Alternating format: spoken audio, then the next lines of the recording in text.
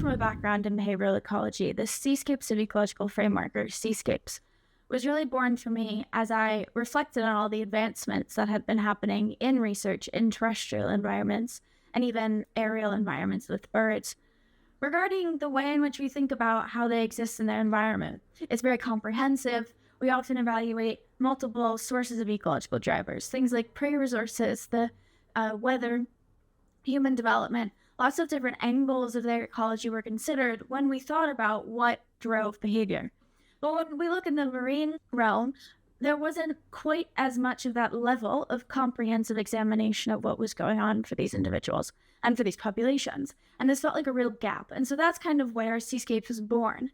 And what we wanted to do was provide something that helped marine researchers shift how they thought about the marine realm. It gave them tangible things, we called them nodes, that kind of centered around these ideas of ecological energy, or things that would drive energetic decision-making in the seas. And we wanted to formulate it in such a way, and we did this through the workflow, that really illustrates step-by-step how marine researchers, that we could all take a more comprehensive approach to understanding marine vertebrate behavior. There have been some extremely rapid advancements in technology over the past few decades. A great example of this that is used frequently in marine research are the miniaturization of biologging devices. So these are animal-borne trackers.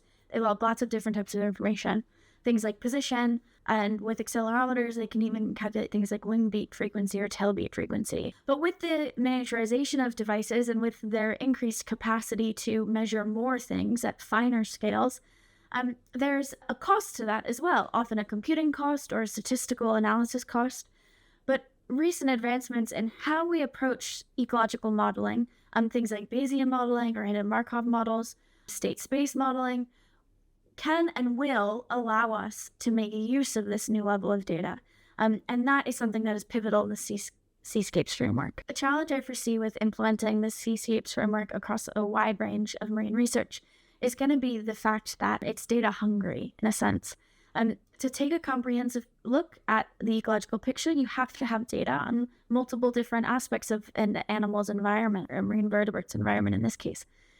To have those sources of data, you're either going to have really big projects that are looking at multiple different parts of a species ecology, from the prey to the predators to the oceanographic patterns around them, or you have collaborations which bring together different research efforts that are matched in space and time, or closely matched in space and time.